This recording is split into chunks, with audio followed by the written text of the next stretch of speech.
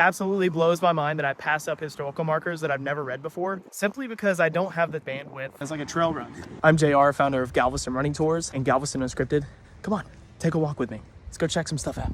We're gonna walk around Galveston and see what we can see today. I just got finished with the 2-mile run and I decided, why don't I grab my phone and this little microphone that I've been recording a lot of my podcasts on recently actually. Why don't I go walk around and just show off this amazing island and tell you guys why I started Galveston Running Tours and Galveston Unscripted. But something tells me I don't have to do too much talking because some of these homes and buildings and history in this area speaks for itself. So when my wife and I moved back here, we definitely saw tons of investment, time and energy flowing into Galveston like I'd never seen before. I would go on runs all over the East End Historic District, the downtown area, and the Lost Bayou District, which is where I am today. Check out this old fire station. Running around here, just absorbing all this amazing history, Texas history. You know, when a lot of these buildings were built, Galveston was the largest city in Texas, the most populous, one of the richest, not in Texas, but in the country. And how crazy is that? Because when I grew up in this area, Galveston was kind of looked down upon.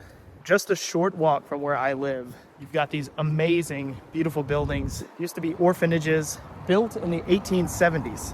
One of the reasons I started Galveston Running Tours is because when I would go on runs, I would run into people all the time. I had known just enough history to be able to tell a little bit more of a full story than what was on the historical marker to people who were visiting Galveston. And I absolutely loved it.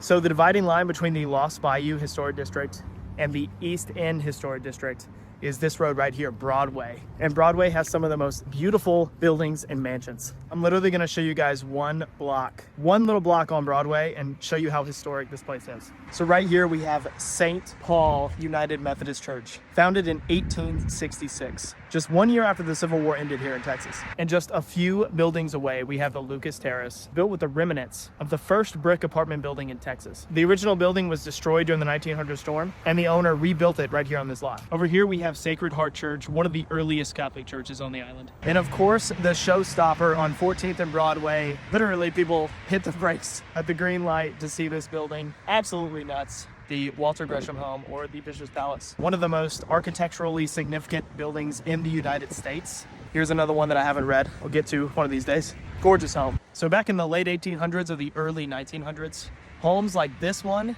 were built all along Broadway. It was kind of the place to be. One of the most prominent cities on the Gulf Coast. Galveston was named the Wall Street of the Southwest, Emerald City, Queen City on the Gulf. Had tons of nicknames, had a lot of money, a lot of importance, until the 1900 storm kind of took this place out. A lot was taken out on the south side of Broadway, which is over here in the Lost Bayou District. During the 1900 storm, not everything was destroyed, but all to the south of Broadway, a lot of it was completely wiped out.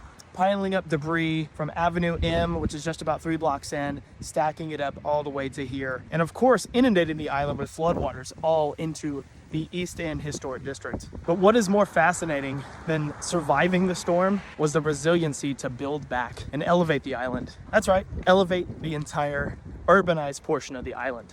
And of course, build the seawall to protect from future floodwaters and storm surge.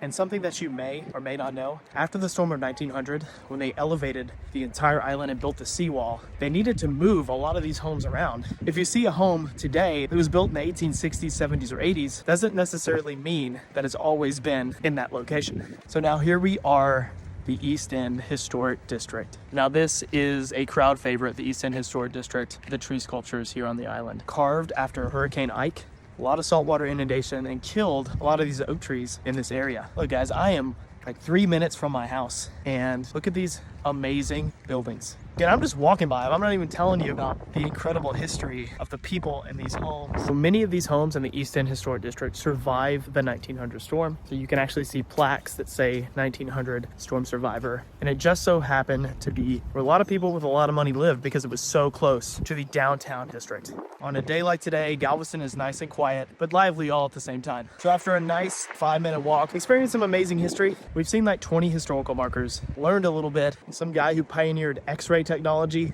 lived in that house right there. Who would have known? Another thing you might notice, can't really find an example at the moment, but some of these homes might actually be 3 or 4 different structures that were built in the 1800s. After the storm, they were smashed all together to make one nice house. Thanks for taking a walk with me. I'm back home. We'll see you next time. Galveston Running Tours, Galveston Unscripted.